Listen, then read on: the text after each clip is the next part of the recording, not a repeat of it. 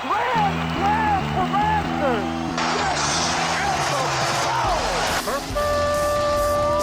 It's time for Blessed to Play on EWTN Radio, uncovering the role that faith plays in the lives of sports professionals from around the country. And now, here's your host, Ron Meyer. Fire, score! My guest today is Paula Umana. She was a former professional tennis player in her native country of Costa Rica. In fact, between 1992 and 2000, Paula represented the Costa Rica team in the Fed Cup. She had a number one ranking in Central America, put in a lot of time in the professional ranks, and some adversity hit her life when she became pregnant and then developed a neurological disorder characterized by impaired or paralyzed function. And she became a quadriplegic, but there's no stopping Paula, as you'll find out. She goes around speaking, very inspiring and touching people's heart, and also talks about her first book, 40 Gifts of Hope, Encouragement in Times of Sickness and Suffering. I'd like to welcome Paula Umana to Blessed to Play. Paula, it's great to have you on. Thank you so much, Ron. I'm so happy to have this beautiful invitation. Most of the times I get invited for speaking in churches and speaking to women, but I love to talk about sports because it's part of my life, even now that I'm paraplegic. So thank you so much for this beautiful invitation. A major part of your life, in fact, and growing up in Costa Rica, the tennis racket became, part of your life, so to speak. You put many hours in on the court, but just tell us about how you became so enamored and loved the sport of tennis. Well, I am the youngest of 7 children. Right now I live in Atlanta, Georgia, but I was born in Costa Rica. So I was the youngest of 7 kids, and I remember the first time my dad came home with a tennis racket for me and with a membership of a club. And on that time, we used to use wood rackets. Ron, I think we're kind of the same generation, right? So I went to the club and I started hitting the ball against the wall at the Costa Rica Tennis Club. And I never stopped until, I was like maybe 27. And I remember, when my dad signed me up for the first tournament and I started dreaming about becoming a good tennis player. But it was hard because we were 7 kids, and in the country club there was only I remember maybe 4 or 5 courts. So my dad used to wake us up very early in the morning, like 4:30 or 5 o'clock in the morning, and said, "We have to go to play now because nobody's in the club yet." So, he grabbed all the children and start playing. But with the days and with the months, some of my siblings says, "I'm tired. I want to keep sleeping. I don't want to play." But I was, me and one of my sisters, we were the only ones say, "Yes, we want to go." And we keep waking up and playing. And this is how it became my passion. Yeah, and I have visions of John McEnroe and Bjorn Borg with the wooden racket, the headband, and the wristbands, and you don't see that anymore. But what a time in women's tennis as well. Of course, Steffi Graf, Chris Evert, Martina Navratilova, some of the greats of the games, and I'm sure you looked up to these women of tennis. But what type style of play and what professional tennis player of that time did you look up to? I remember when I was little, I used to love Ivan Lendl. I don't know. I remember having posters of him and all that. And for women's tennis, yes, at the beginning when I was little, it was still Chris Evert. But then when I became professional, Gabi Sabatini and Steffi Graf were, on the top of the world, of course. So I used to admire them, and the way they play and everything. And also Monica Seles, she was from my generation.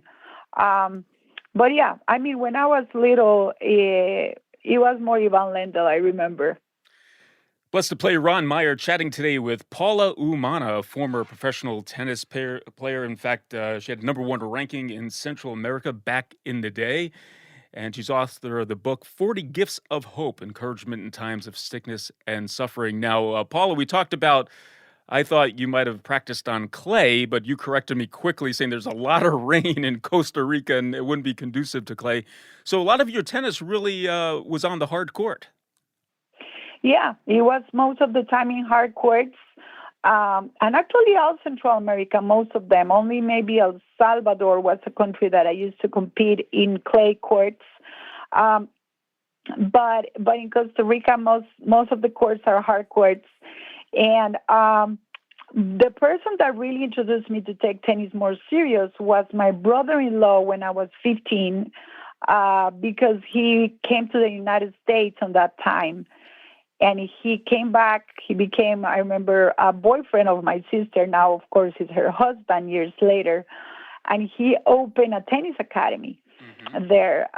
It is called Orange Tennis Academy because his last name in Spanish, orange is naranja, you know, and his last name is Naranjo. So he put that name on the tennis academy, and he was a good player, and he studied, he gets certified in the United States, I remember. And he came to the country and says, Paula, would you like to take tennis more serious? Would you like to, play more, try to play professional? That time was really hard for me to figure it out. How I'm going to become a tennis professional player if there is no professional tournaments in my country? And I'm the youngest of 7. How are we going to make this work? So I started to look for sponsors, and the airline of Costa Rica gave me the tickets, and there was another company that started to pay for the traveling and all that, because of course being, the youngest of 7 was hard. And I remember the first time I came to the United States to play and compete when I was maybe 16 years old. And I was so impressed about how organized everything was, how clean everywhere was, and the tennis courts and the places and the tournaments, and how beautiful it was to come and play here. So sometimes we don't realize how beautiful and how easy it is to practice sports in the United States comparing to other countries, because it's way more developed, and the coaching too, So for me, it was fascinating to come to the U.S. and start practicing here, and eventually moving here when I was on my, around 16, 17 to Florida, and start to practice there and take tennis, as a career. Now, I want to talk about this number 1 ranking, Paula. This is quite a feat. You were number 1 ranked in Central America, so this is not just Costa Rica, and put in a lot of hard work. You represented Costa Rica in the Fed Cup team as well. But talk about all the preparation and, achieving that high ranking. That had to be satisfying for you. Yes, of course. I mean, when you have a dream, that you want to become a good player, there is not secret more than the dedication, and of course the talent. I would dare to say that I was not very talented player, but I used to practice, I don't know, Ron, it was maybe between 6 and 8 hours a day between, gym work and, hard performance and the drills and playing and match and playing and all that.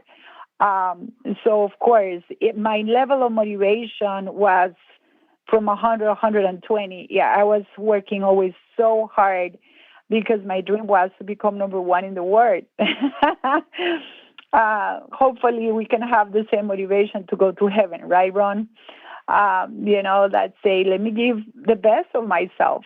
So I learned that, and my coach, he prepares me for that. And it was a lot of effort. And when you want to become a good sport person, it's a package. It's not only practice the sport, is the, of course, your nutrition, is how you feel emotionally, is how close you are to God to help you, because you can burn out, and the support of the family and a lot of things. I remember my main support came from my sisters because I was the youngest of 7, so they support me a lot. And when I was living in tennis academies in Florida, every time I was going under stress, or maybe the girls at the tennis academy were bullying me, or things were not easy, I used to go to a Catholic church in Key Biscayne called St. Agnes Catholic Church. And after tennis practice, at the end of the day, grab my bike and just spend time with the Lord, talking to Him, saying everything I was feeling. Because when you practice a professional sport, you go through so many stages, and sometimes you feel lonely too. Especially tennis is not a team sport. It's by yourself. It's you by yourself. You're dealing with situations and everything. So. Of course, the effort was amazing, crazy all the time. Yeah, that body, mind, and spirit connection is so important for the professional athlete. And as you mentioned, tennis, unless you're playing doubles, is an individual sport. And that mental balance that you need to perform to your optimum is so important. I'm chatting today with Paula Umana, a former professional tennis player, achieved a #1 ranking in Central America back in the day. Paula, before we go to the break, I never saw you play, but what did you rely on more? Was it the forehand or the backhand? Well, more than my shots, I would say I was a good player because I was very consistent. Like, I remember for me playing a match was more like a marathon, and I said, I was not very aggressive, Ron. It was more like, okay, I'm going to stay here. If I have to be until midnight, I'm not going to do a mistake. So I used to drive crazy my opponent because I never had any hurry. I was like, I'm here and I'm going to keep playing and putting the ball in the court until the other one is going to miss it. And that was my way to play. Let's put it that way. Yeah. All right, let's take a break. On the other side, I want to talk with Paula about a time of adversity. She would have to really rely on God herself to get through this most difficult time that would change her life forever. We're talking with Paula Umana, former professional tennis player. Keep it right here. You're listening to Blessed to Play.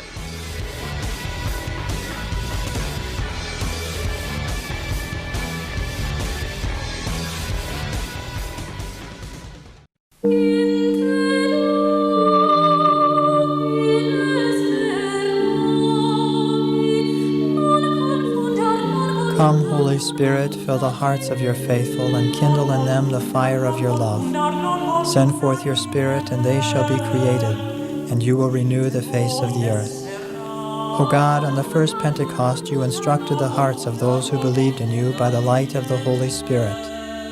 Under the inspiration of the same Spirit, give us a taste for what is right and true, and a continuing sense of His presence and power, through Jesus Christ our Lord.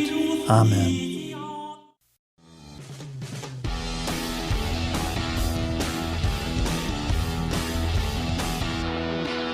Welcome back to Blessed to Play. Ron Meyer, joined today by Paula Umana.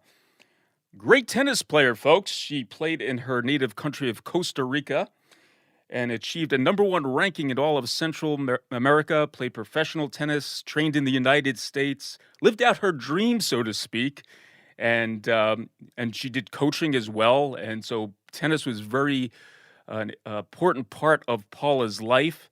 And we talked about how she achieved so much on the athletic side. And Paul, I want to really get into the discussion now about an event that really changed your life after the birth of your 5th child.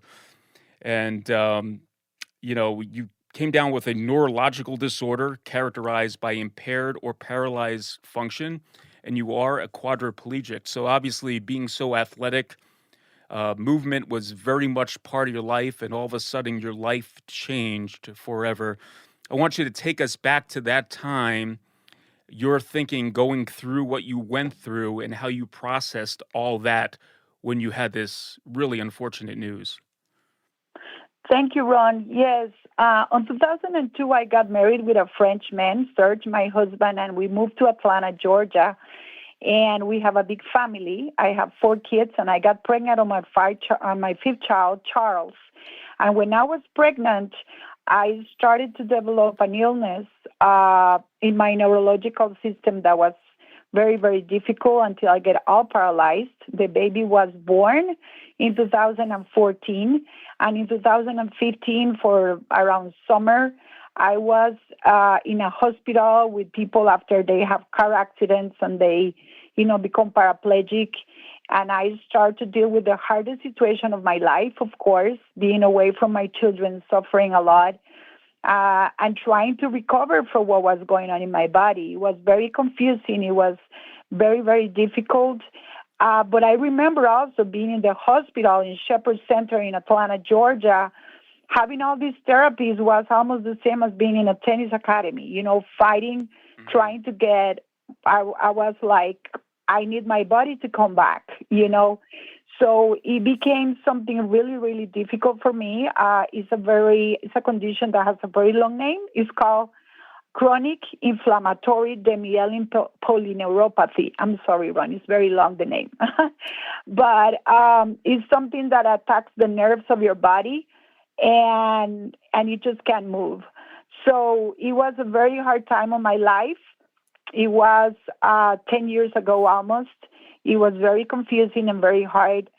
But with a lot of prayers, with a lot of hard work, and with the help of the Blessed Mother, miracles happen in my life.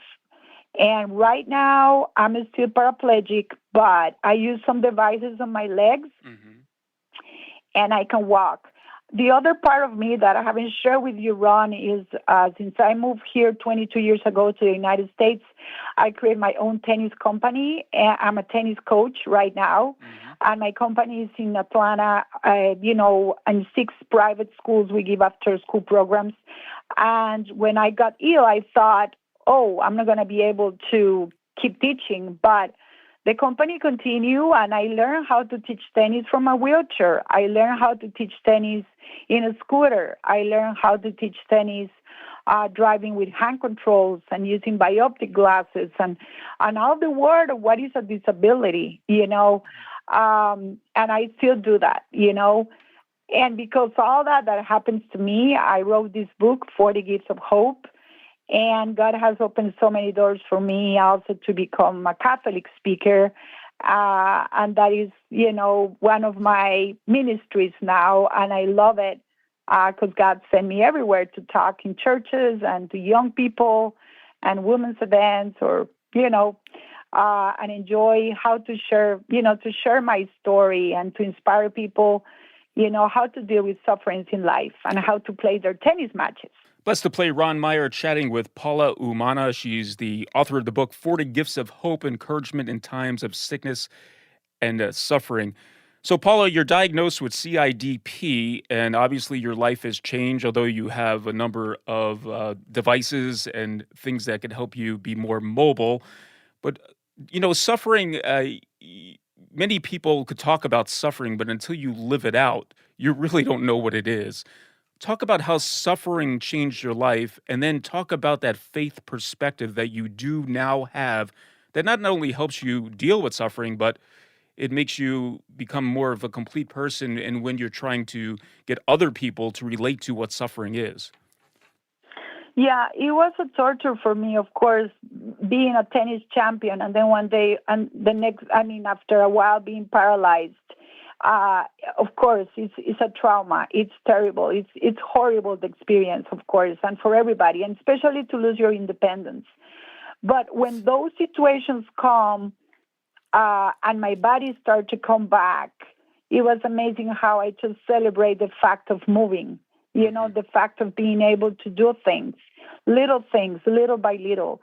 But what I would say about the topic of suffering is now one of my passions to talk about it. And I have a talk called Overcoming Suffering. And it is, very important for me. I learned that when suffering comes, we try to avoid it. And it's okay. It's our nature. We try to find solutions, but sometimes it's not possible. So it is very important to accept the situations. This is the first step with the Lord and surrender on the Lord. And that gives us a lot of freedom and make us feel way different. Because if we just feel miserable, like Mother Angelica used to say, a bad management of suffering is a wasting of your time. And you make everybody's life impossible. So it's okay to cry. It's okay to have a hard time. It's okay to think my life is different or something changes. But after a while, it's very important to accept it, and offer it to the Lord back. What we call redemptive suffering. And it's our responsibility to get prepared for that. As we get prepared for games, as we get prepared for matches, for sports, as we compete, we have to get ready for life when the suffering is going to come, like you're going to play a match. And what are the tools that you're going to use in your life to manage the suffering? So one of them is acceptance. The other one I want to share with you is offer your sufferings. And the third one I tell you is use what you have, use what you have today. If you don't have, like me, I have my arms, okay, use your arms. Don't think about, I cannot walk well. It's just focusing what you have available today to serve the Lord and to do, the best you can for the Lord and for your family. Blessed to Play Ron Meyer once again chatting with Paula Umana, former professional tennis player and author of the book, 40 Gifts of Hope, Encouragement in Times of Sickness and Suffering. Now, Paula, the paralysis was not a death sentence, obviously, but it was an obstacle, and you used this obstacle to find your way closer to God. So maybe you could just talk briefly to the people listening out there. Everyone deals with suffering on some level, right? But how do we use this suffering in light of our spirituality to become closer to God? Well, let me give you a practical exercise to make it not, because I'm not a theologist or anything, right? Practical exercise. Do a list of people that you know that is suffering, or like friends that you know that they are praying for something, or look at your children. You want them to accomplish things in life. Look at people around you. Look at their needs. It's very easy to look at them. We can look at thousands of them around us.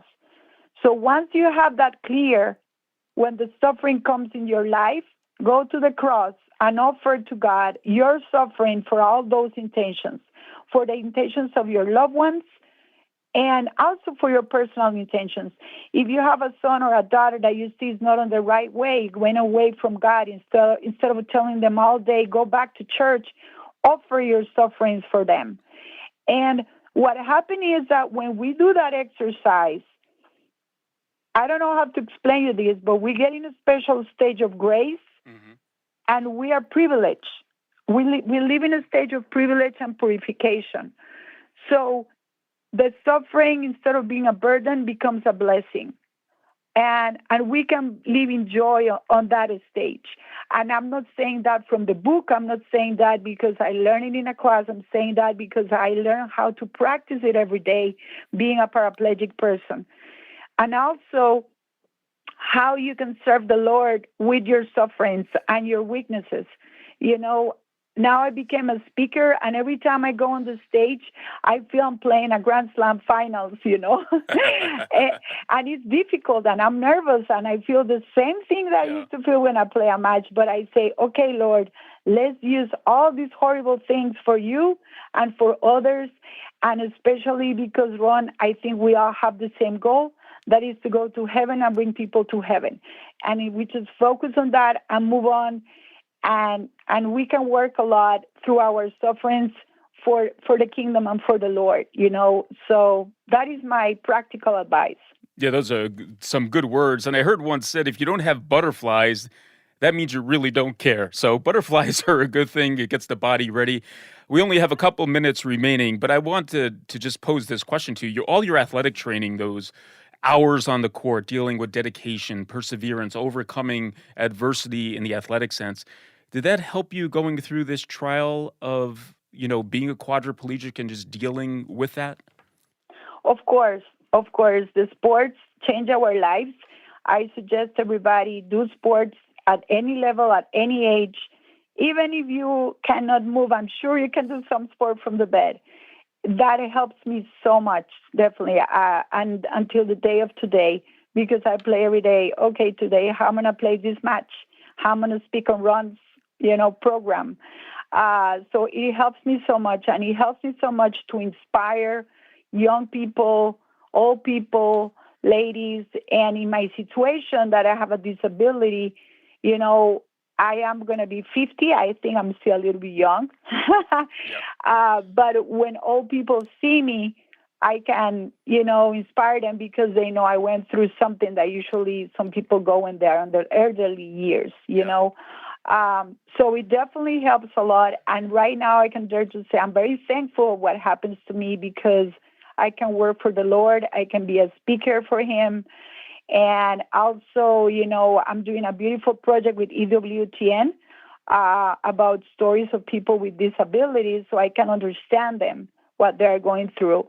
So, the sports and the suffering helped me so much now to serve the Lord on this beautiful ministry. And, I love to go anywhere. If you want to bring me over, I'll be very happy to go to your parish or your organization to speak to your community. Yeah, and Paula's speaking right now. You could go to her website, paulaspeaker.com, and go hear her story in detail. Very inspiring, and I'll let our listening audience in on something. If you go hear Paula speak, there might be some foam tennis balls coming from where the podium is, your direction. So be on alert for that. And Ron, also, I forgot to tell you, my book is available at the EWTN Religious Catalog. You can go there and look at 40 Gifts of Hope in English and Spanish. It's available at EWTN Religious Catalog. Well, there you go. Go out and get that book, 40 Gifts of Hope, Encouragement in Times of Sickness and Suffering. Our guest has been Paula Umana, inspiring speaker, inspiring woman. Paula, thanks so much for joining us today on Blessed to Play. Thank you so much, Ron. God bless you all. Muchas gracias. Que Dios los bendiga. Hey, Blessed to Play fans, check us out on the web at blessedtoplay.com. That's blessed2play.com. You can like us on Facebook and follow us on the platform X at Blessed to Play. For Paula Umana, I'm Ron Meyer. We'll catch you next time right here on Blessed to Play. You've been listening to Blessed to Play with host Ron Meyer on the EWTN Global Catholic Network.